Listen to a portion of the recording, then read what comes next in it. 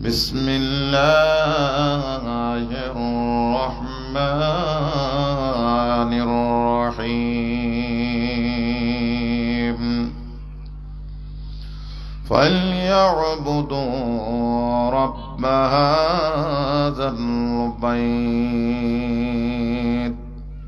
وقال تعالى في آية أخرى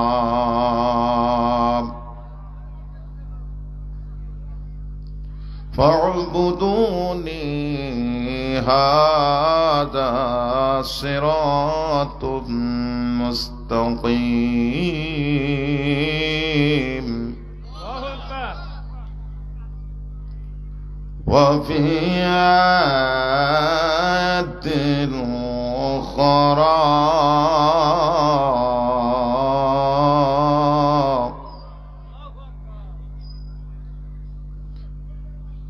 واعبدوا الله ولا تشركوا به شيئا وبالوالدين إحسانا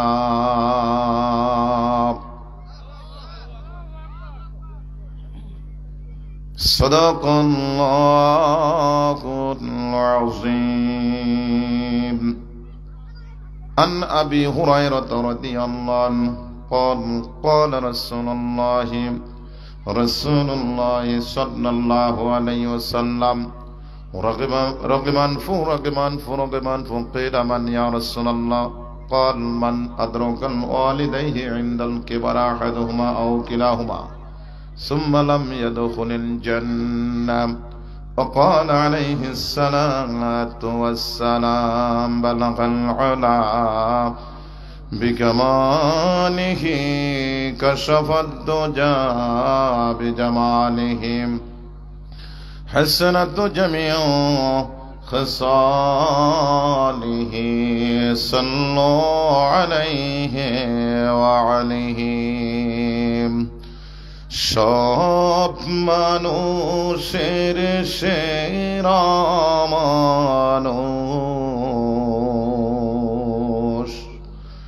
সবার চেয়ে আলা সে যে খোদার প্যারা হাবিব সে যে খোদার প্যারা হাবিব নবী কমনে ওয়ালা রে নবী কমলে ওয়ালা যাহার তোরে দিন দুনিয়া হলো রে উজালা সে যে খোদার প্যারা হাবিব সে যে খোদার প্যারা হাবিব নবী কমলে ওয়ালা রে নবী কমলে ওয়ালা সব মানুষের সেরা মানুষ সবার চেয়ে আলা যারা বলুন না মারহাবা। সম্মানিত দক্ষিণ ভাটিয়াপাড়া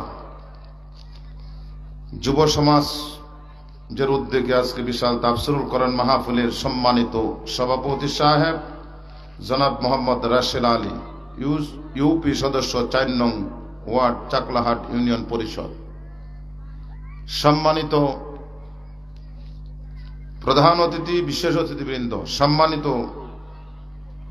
প্রধান মুফাসসির বিশেষ মুফাসসির বৃন্দ, সম্মানিত বিশেষ করে যারা যে যুবকদের উদ্যোগে বিশাল তাফসিরুল কোরআন মাহফিলের আয়োজন হচ্ছে তাদের দীর্ঘায়ু মঙ্গল কামনা করে আমি আমার আলোচনা শুরু করতে যাচ্ছি।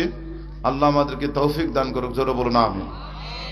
সম্মানিত আইম্মায়ে মাসাজিদ, ওলামা একরাম, মুরব্বী একরাম, দিনদার ইমানদার ভাইয়েরা, বাপজানেরা, পর্দার আড়ালে শুনছেন যারা মা ও বোনেরা, আমরা শুকরিয়া আদায় করি আল্লাহর কাছে, জোরে বলি আলহামদুলিল্লাহ। আমার পঠিতব্য আয়াতগুলোর অর্থ আমি আপনাদের সামনে তেলাওয়াত করতে চাই। অতএব এই ঘরের রবের, যিনি এই ঘরের মালিক, তারই ইবাদত করো। পরের যে আয়াত তেলাওয়াত করেছে সূরা ইয়াসিন থেকে, যে অতএব তোমরা আমার ইবাদত করো, এটাই হলো সহজ সরল সঠিক পথ, কোরআনের আয়াতের অর্থ। এরপরে আমি আরেকটি আয়াত পড়ছি সূরা নিসা থেকে, যে তোমরা আল্লাহর ইবাদত করো আর আল্লাহর ইবাদতের সঙ্গে অন্য কোনো নিয়ম কানুন, আইন কানুন, বিধিবিধানকে তোমরা শিরিক করো না, আল্লাহর সঙ্গে অন্য কাউকে সমকক্ষ মনে করে নিও না। এরপর একটা হাদিস তেলাওয়াত করেছে, ও এই আয়াতের শেষে আরেকটি অংশ ছিল যে তোমরা পিতামাতার সঙ্গে ভালো আচরণ করবা। এরপর একটি হাদিস তেলাওয়াত করেছি, একটি সহিহ হাদিস আবু হুরায়রা রাদিয়াল্লাহু আনহু থেকে বর্ণিত। তিনি বলছেন, বিশ্বনবী মুহাম্মদুর রাসূলুল্লাহ সাল্লাল্লাহু আলাইহি ওয়াসাল্লাম বলেছেন, একদিন হঠাৎ করে তিনি বলছেন, ওই লোকের নাসিকা ধুলায় মলিন হয়ে যাক, ওই লোক দুনিয়ার মধ্যে ধ্বংস হয়ে যাক, ওই লোক পৃথিবীর মধ্যে আল্লাহর গজবে নিপতিত হোক, জোরে বলেন নাউজুবিল্লাহ। সাহাবীদের মধ্য থেকে একজন বলে উঠলেন, কিলা মান ইয়া রাসূলুল্লাহ, হে আল্লাহ রাসূল, আপনি কার বিরুদ্ধে বদদোয়া দিচ্ছেন? আপনি যদি বদদোয়া দেন তাহলে এটা তো সরাসরি আল্লাহর কাছে কবুল হয়ে যাবে। আল্লাহু আকবার বলুন। তখন রাসূল বলছেন, যারা পিতামাতাকে একজন অথবা উভয়জনকে পেল অথচ সে জান্নাতে যেতে পারলো না, সে দুনিয়াতে ধ্বংস হয়ে যাক, এতে আমার করার কিছু নাই, রাসূল বলেছেন। খুব গুরুত্বপূর্ণ একটি হাদিস আমি আপনাদের সামনে তেলাওয়াত করেছি। এরপরই মূল আলোচনার দিকে যাচ্ছি। গতদিনের আরেকটি আলোচনায় অর্ধেক করা হয়েছে, বাকি অর্ধেকটা এখানে করার নিয়ত করেই আমি মানসিকভাবে মাইন্ডসেট আপ নিয়ে এসেছি এখানে, যে এখানে যদি বাকি কথাগুলো বলতে পারি কিনা। পরশুদিন যে আলোচনাটা করেছি ওই আলোচনার পরের অংশটা এখানে করব বলে নিয়ত করেছি। আল্লাহ রাব্বুল আলামিন আমাদেরকে বলার, শোনার এবং হেদায়েতের উদ্দেশ্য করে যেন আল্লাহ আমাদের কবুল করেন, জোরে বলুন আমিন। আলোচনা বেশির প্রয়োজন নাই, মন দিয়ে একটু কথা আলোচনা শুনবো, আমরা এটা মানবো, তাহলে এটার ফজিলত, এটার উপকারিতা অনেক অনেক গুণ বেশি। এজন্য আমাদের মানতে হবে, জানতে হবে। মানতে হলে আগে জানতে হবে। কোন মানুষ ইসলাম না জেনে, ইসলাম না জানা পর্যন্ত, কোরআন না জানা পর্যন্ত, কোরআন না জেনে কখনোই কোশ্চিন কালো সে মুসলিম মুমিন হতে পারে না। এজন্য সর্বপ্রথম আপনাকে জানতে হবে। আল্লাহ তো অনেকগুলো আয়াত নাজিল করেছেন, গোটা কোরআনটাই নাজিল করেছেন। প্রথমে তো বলতে পারতেন আকিমুস সালাত অথবা আতুজ যাকাত, এরকম করে অনেক আয়াত নাজিল করতে পারতেন, কিন্তু সর্বপ্রথম সূরা আলাকের 5টি আয়াত নাজিল করেছেন। সুবহানাল্লাহ বলেন। প্রথমটাই হলো যে পড়ো তোমার রবের নামে, যিনি তোমাকে সৃষ্টি করেছেন। তার মানে পড়তে হবে। এই পড়ার অর্থটা হলো অ্যানালাইসিস করা, থিসিস করা, এটা গবেষণা করা, এটা নিয়ে আপনার চিন্তা ফিকির করা, রবের উদ্দেশ্য করে। তাহলে আমাদের শিক্ষাটা হবে রব কেন্দ্রিক, আল্লাহ কেন্দ্রিক। সুবহানাল্লাহ বলেন। তাহলে একজন মানুষ হেদায়েতের পথে থাকতে পারবে। না হলে যে সেই মানুষ যত বড়ই সে ইবাদতকারী হোক না কেন, শয়তান তাকে এক সময় তাকে ধোঁকা দিয়ে পথভ্রষ্ট করবে নেই। আমি এক জায়গায়, যেখানে আমি লেখাপড়া করেছি, ফেনীতে এক দরবেশ ছিলেন, বহু মানুষকে থাপড়া ঠিক করতেন। কিন্তু আমি যখন ছোট, ওই সময় ছাত্র মানুষ, দাঁড়িয়ে গাজানো শুরু হয়নি, আমি ওকে দেখে বলছি, এই লোকটা ঈমান নিয়ে মরতে পারবে না। কেন জানি মনে হচ্ছিল বারবার, অনেকজনকে বলেছি। ঠিকই, এটা এত বড় আল্লাহর ওলি হওয়ার পরও মূল সমস্যাটা ছিল তার কাছে, তিনি এলমে লাদুন্নি পেয়েছিলেন, কিন্তু পাত্র যথার্থ জায়গাতে সে পায়নি। যথার্থ জায়গাতে সে এই ইসমে আজম না থাকার কারণে এটা তার জন্য কাল হয়েছে। সে যেদিন মারা যায়, সে মদ খেতে খেতে মারা গেছে। আমি থাকা অবস্থায় সেখানে আমি অনেক মানুষকে বলছি যে ইনার ঢংটা, এনার চেহারা গতি, এটা হাঁটন চলন আমার ভালো লাগে না। এনি মনে হয় কারণ হলো ইমানটাই এত কঠিন। মৃত্যুর আগে আপনাকে এতভাবে শয়তান প্ররোচনা দিয়ে, ধোঁকা দিয়ে আপনাকে এমন ভাবে ধোঁকা দেবে, সেই দিন প্রমাণ করবে যে আল্লাহ বলতে কোনো জিনিস নাই। আপনি কি প্রমাণ করবেন? তারপরে আপনাকে কোরআন জানতে হবে, আল্লাহর কোরআনের আয়াতগুলো জানতে হবে। আপনি কত বড় শিক্ষিত হন, আর কত বড় জ্ঞানী হন, কত বড় ক্ষমতাসীন হন, এটা দেখার বিষয় নয়। দেখার বিষয় হলো আপনি ঈমান নিয়ে কবরে যেতে পারলেন কিনা, নাকি বলেন?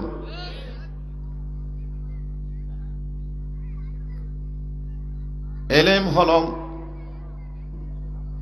সব থেকে মানুষের অমূল্য সম্পদ। এলেম না থাকলে একজন যেমনি মুমিন হয় না। যেমনি করে আমরা একটা উদাহরণ দেই, একজন ঘুমন্ত ব্যক্তি আর একটা ঘুমন্ত ব্যক্তিকে যেমনি জাগ্রত করতে পারে না, তেমনি করে একজন আলেম না হওয়া পর্যন্ত, আলেম মানে শুধু দাড়ি টুপি পাঞ্জাবি মাদ্রাসায় পড়লে আলেমে মনটায় শুধু বলছি না, বাংলায় যে কোরআন, বাংলায় সব কিছু পাওয়া যায়।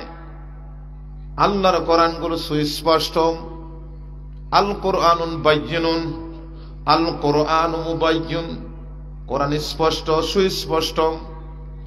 এটা দিবালোকের নয়, স্পষ্ট। কোরআন পড়বে, মানুষ শুনবে। আপনারা বলুন, সাহাবীদের মধ্য হতে কোন কোন ভার্সিটিতে পড়ে সাহাবারা পিএইচডি ডিগ্রি লাভ করেছিলেন এবং এমএ করেছিলেন, অনার্স মাস্টার্স করেছিলেন? কোন জায়গায় অনার্স মাস্টার্স করার প্রয়োজন হয় নাই। আমাদের মতো আলেমরা হাজার হাজার লক্ষ লক্ষ কোটি কোটি আলেম এক জায়গায় জড়া দিলেন, একজন সাহাবার একটি পশমের সমান আমরা হব না। কারণটা হলো এমন একটি বিশ্ববিদ্যালয় তিনি পড়েছিলেন, কোরআনের বিশ্ববিদ্যালয়, সরাসরি বিশ্ব নবী মুহাম্মদুর রাসূলুল্লাহ সাল্লাল্লাহু আলাইহি ওয়াসাল্লামের বিশ্ববিদ্যালয়ে তিনি এখানে পড়েছিলেন। যেই জায়গায় কথাগুলো শোনার পরে তারা মেনেছিলেন, মানার কারণে পৃথিবীর মধ্যে সর্বশ্রেষ্ঠ সোনার মানুষ তারা হয়েছেন। জোরে বলুন না সুবহানাল্লাহ। আজও যারা কোরআন তেলাওয়াত করবে, কোরআন জানবে, কোরআন বুঝবে, কোরআন অনুযায়ী জীবন করবে, মান তাশাব্বাহা বিকওমিন ফাহুয়া মিনহুম, যার সঙ্গে যার সাদৃশ্য মিলবে তার সঙ্গে তার দলভুক্ত হবে, তার সঙ্গে তার হাসর নাসর হবে।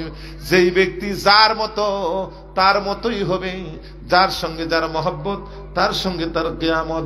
এজন্যই আপনাদের মহব্বত, ভালোবাসা এবং সাদৃশ্য হতে হবে আল্লাহ রাসূল সাহাবীদের সঙ্গে, তাদের মতো। জোরে বলুন সুবহানাল্লাহ। আপনি ওই সাহাবারা যখন রাসূল বলেছেন একটা কথার সাথে সাথে সেটা মেনেছেন। আমরা শুনি কিন্তু মানতে পারি না। কত বিশাল আয়োজন করেছি, অনেক বড় আয়োজন করেছি। সুন্দর একজন মুসলমান নামধারী তিনি মসজিদ তৈরি করে, যখন আজান হয় গাড়ি গুঠে নিয়ে বাড়ির দিকে রওনা দেয়, মুসল্লিরা আসে নামাজ পড়ে। কথা কি বোঝা গেছে? আবার এমনটাও যেন না হয় তাফসিরুল কোরআন মাহফিল বিশাল আয়োজন করার পর এটা যদি না শুনি অথবা না বুঝি অথবা না মানার কারণে ওই ধরনের মিস্ত্রিদের মতো হবে। আপনাদেরকে বলতে চাই, এদের উদাহরণটা হলো গাধার মতো। যেই গাধা, কথাটা মনে হয় কঠিন হলো, যেই গাধা অনেক মন ঘি নিয়ে সে এক জায়গা থেকে আরেক জায়গায় যায়, অথচ সেই নিজেই ঘি থেকে উপকার পায় না। এজন্যই আমি আপনাদের বলবো, এই তাফসিরুল কোরআন মাহফিল হতে আপনি একটা আয়াতের আমল যদি করতে পারেন, তাহলে আপনাদের আমল, আপনাদের এই মাহফিল সার্থক। তাহলে আপনাদের ঈমানকে আগে সহি করা লাগবে, ঈমানকে নির্ভেজাল করা লাগবে। সত্যিকার ঈমান নিয়ে কবরে যেতে হলে আপনাকে ইলম জানতে হবে। রাসূল বলছেন, মান করাল কোরআন ফাস্তাযহারা ফাহাল্লা হালালাহু ওয়া হাররামা হারামাহু আদখালাহুল্লাহুল জান্নাহ। জোরে বলেন সুবহানাল্লাহ। বিশ্বনবী বললেন, আরে সাহাবারা শুনে নাও, তোমরা যদি কোরআন পড়তে পারো, কোরআন পড়ার পরে বুঝতে যদি পারো, দ্বিতীয় নম্বর গুণটা হলে বুঝতে যারা পারে, যারা বুঝার জন্য তাফসীরুল কোরআন মাহফিলে আসবে অথবা যেই জায়গায় কোরআন বুঝার জায়গা সেই জায়গায় যারা উপস্থিত হবে, যারা বুঝবে, প্রথম নম্বর কোরআন পড়তে হবে, কোরআন জানতে হবে। এজন্য যারা আমরা এখনো কোরআন পড়তে পারি না, আপনাদের এখনই সিদ্ধান্ত নিতে হবে কোরআন না পড়া পর্যন্ত আমরা যেন আল্লাহ আমাদের মৃত্যুবরণ না করায়। বলুন না আমিন, আরো জোরে বলুন আমিন। এজন্য আপনারা কোরআন তেলাওয়াত করবেন, কোরআন পড়বেন, যে কোনো ভাবে হোক আপনাকে কোরআন পড়তেই হবে।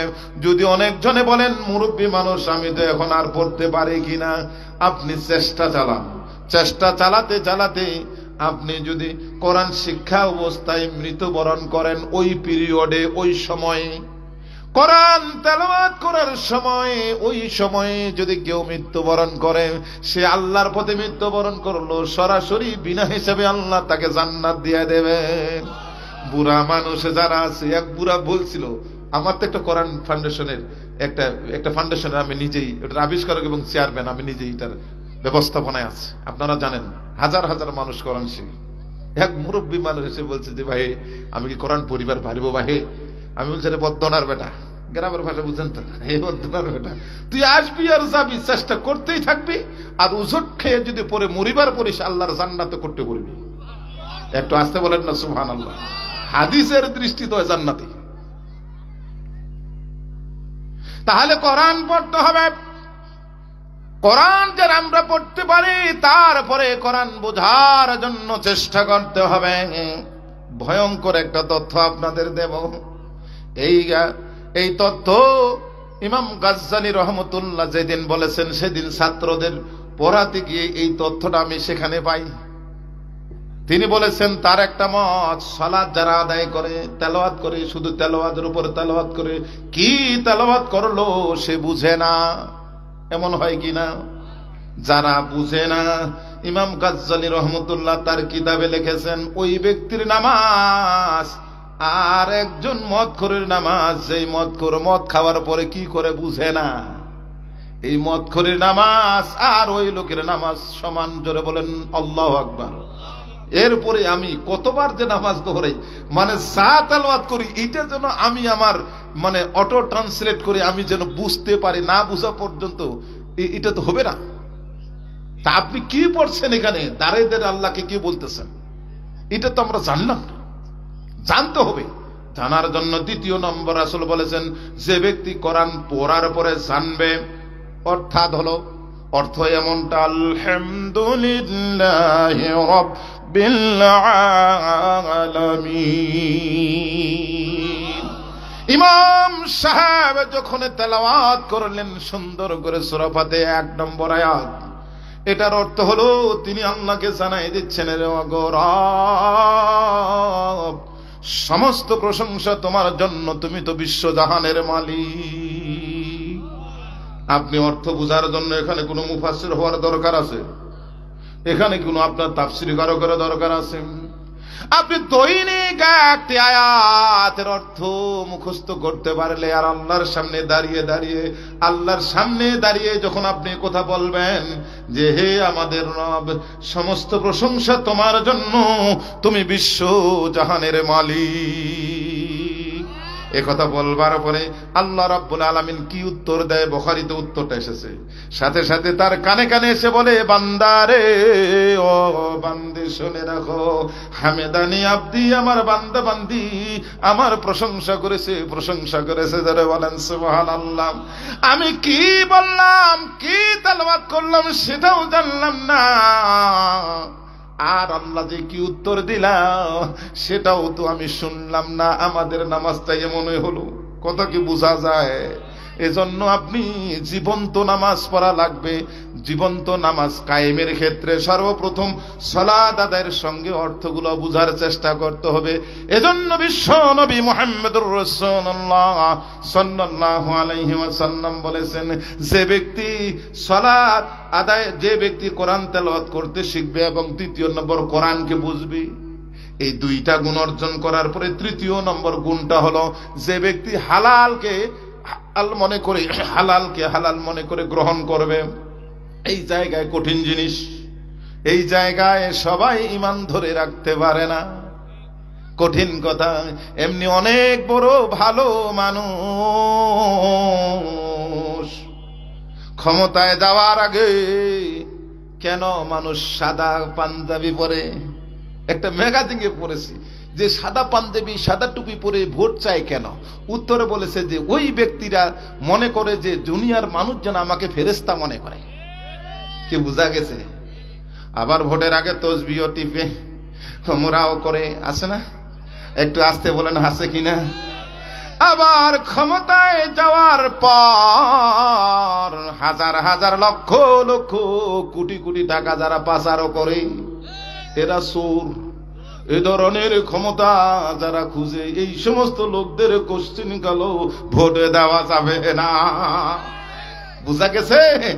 বলো হুজুর আমি যদি দেই, আমি দুই দল করি, তাহলে একটা উপকার আপনার আছে কি? সারা জীবন ওই মানুষ যত দুর্নীতি করবে, দুর্নীতি করতে গিয়ে মানুষকে খুন করবে, মানুষের প্রতি জুলুম করবে, অন্যায় করবে, যতগুলো গুনাহ, যত অপরাধ, সমস্ত অপরাধ সমপরিমাণ, এমন সমপরিমাণ অপরাধ আপনার আমলনামায় লিখে দেওয়া হবে। যারা বলেন নাউজুবিল্লাহ। ভালো করে শুনুন, এই নেতারা আল্লাহকেও মানে, রাসূলকেও মানে, রাসূলকেও জানে কিন্তু মানে না। এজন্য আল্লাহ রাব্বুল আলামিন এই পৃথিবীর মানুষদেরকে আমভাবে বলে দিয়েছেন, শোনো শোনো, তোমরা আল্লাহর ঘরকে, কাবাকে তোমরা মানো, তোমরা আল্লাহর ঘরকে তোমরা জানো, তাওয়াফ করো, মনে রাখবা ফালিয়াবুদু রাব্বা হাযাল বাইত।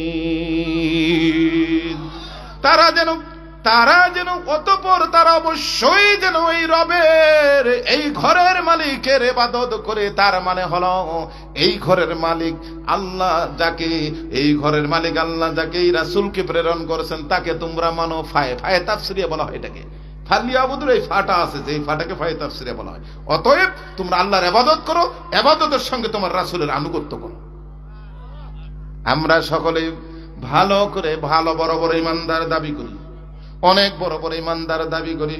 আমরা হাজি, আমরা আলেম, আমরা অনেক বড় নামাজি, তাহাজ্জুদ গুজারি, কিন্তু দুঃখের বিষয় নামাজ আমাদের মধ্যে কিছু কিছু জায়গায় কায়েম হলো না। মানে আমরা যেখানে যে আয়াতগুলো তেলাওয়াত করেছি এটা ওই অনুযায়ী আমরা জীবন করি নাই।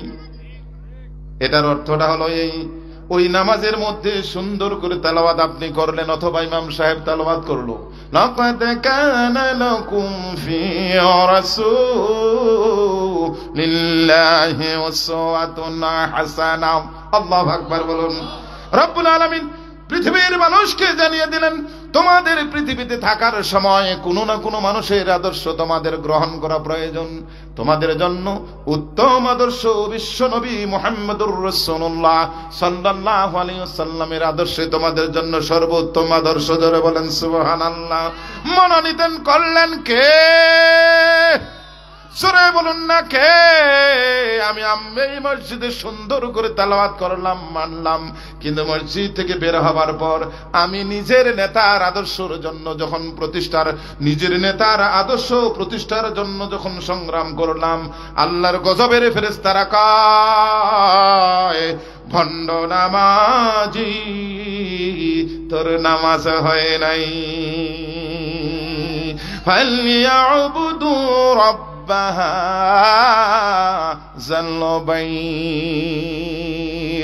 আপনি তসবিও টানবেন, উমরাও করবেন, দুর্নীতিও করবেন, চাঁদাবাজি করবেন, 15,000 লক্ষ কোটি টাকা পাচার করে বাংলাদেশটাকে শূন্য করবেন, এটা করছেন গেল ইমানদার হতে পারে না।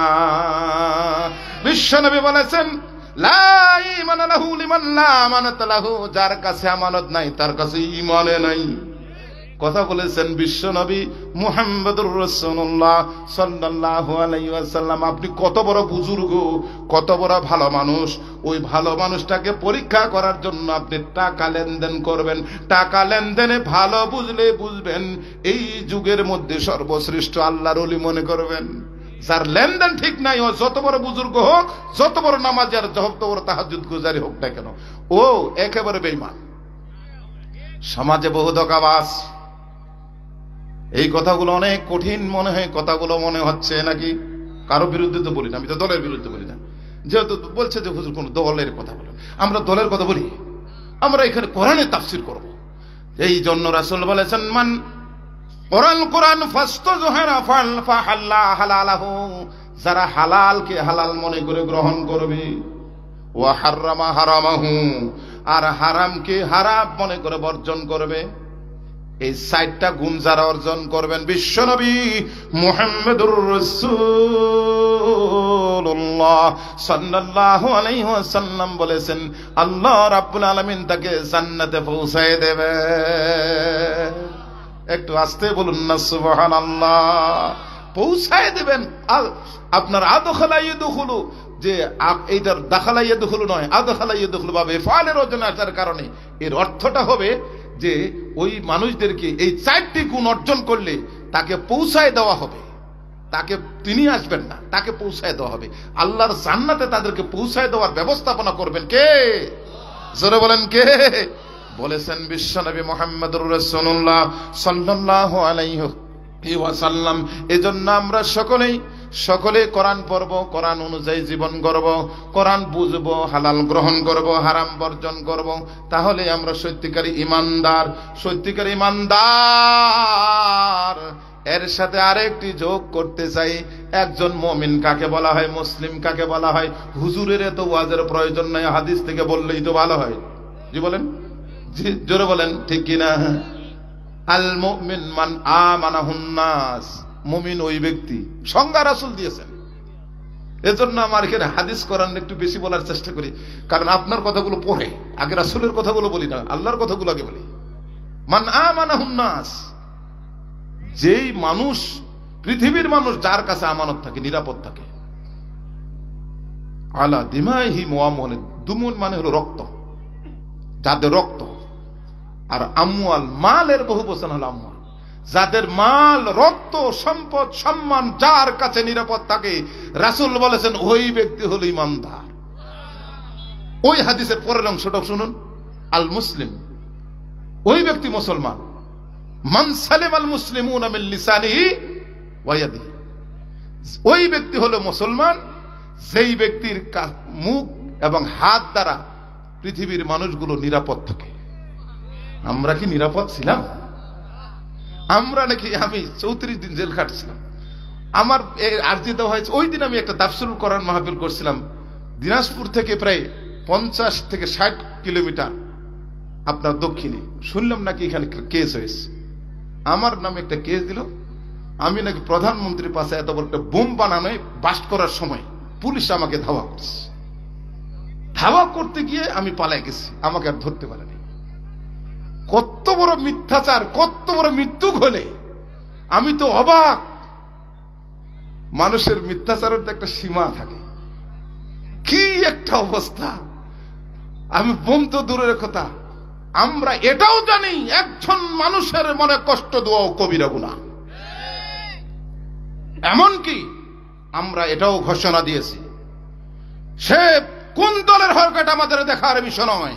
সে যদি বিধর্মীয় হয়, তারপরে প্রতিটি মানুষের জান মালের নিরাপত্তা আমরা দেব। আমরা সব জায়গায়, আমি বিভিন্ন জায়গাতে, হিন্দু অধ্যুষিত এলাকাতে বিভিন্ন ধর্মের মানুষদের সামনে গিয়ে আমি বলছি যে যদি আপনারা নিরাপত্তাহীনতায় ভুগেন, মোবাইল নম্বর দেওয়া হয়েছে, আমাদের জনগণ আছে আপনাদের পাশে। আপনারা এই ধরনের কোনো নিরাপত্তাহীনতায় যদি ভুগেন, তাহলে আপনারা মোবাইল করবেন, আমরা সারা রাত আপনাদের পাহারা দেব, আপনারা ঘুমাবেন। রাসূল বলছেন, যেই মুসলিম অধ্যুষিত এলাকায় অমুসলিমরা নিরাপত্তাহীনতায় ভুগবেন, কোন মুসলিম নিরাপদে ঘুমাতে যারা পারে না, যাদের জান মালের ক্ষতি হয়, রাসূল বলছেন কিয়ামতের ময়দানে এই সমস্ত মুসলমানদের বিরুদ্ধে আমি আল্লাহর কাছে বিচার সালিশে দেব। সেই দিন মুসলমানদের পালাবার কোনো জায়গা থাকবে না। আল্লাহু আকবার বলুন না। অনেকজন তো ফতুয়াও দেয়, কিছু মৌলবি, 2 আনার মৌলবি কিছু বুঝে না, ওদেরকে আবার পাহারা দেয় কেন? আরে পাহারা দেয় মানে ও তো জানে না, কোরআনও জানে না, হাদিসও জানে না, রাসূল খেলাফতের কিছুই জানে না, বুঝেও না। ওমর রাদিয়াল্লাহু আনহুর সময় তিনার খেলাফতের সময় অমুসলিম কয়েকজন মূর্তি পূজক এসে অভিযোগ করলেন যে আমাদের মূর্তির একটা আঙ্গুল, এই কানি আঙ্গুল যেটাকে বলি ছোট্ট আঙ্গুল, এটা ভেঙ্গেছে কে? বিচার আমরা দায়ের করলাম।